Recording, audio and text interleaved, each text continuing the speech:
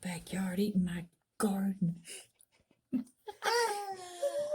It's eating apples out from under the tree. Shh. I'll be quiet.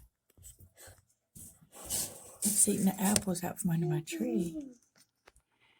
Look at it.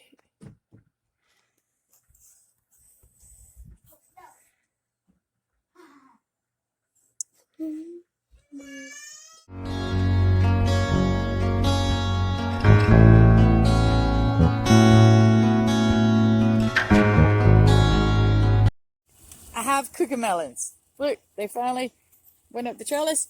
And look at here. I have cucamelons. And I have a big one in here. Oh, look at here. And they actually taste like cucumbers. I pulled one a while ago. Here's a good one. And they actually taste just like little bitty tiny cucumbers. Look at that. Aren't they the cutest things you ever seen? I grew cucamelons. Inside of a cucamelon, which is like a cucumber.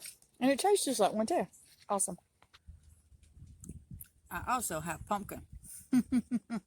First one.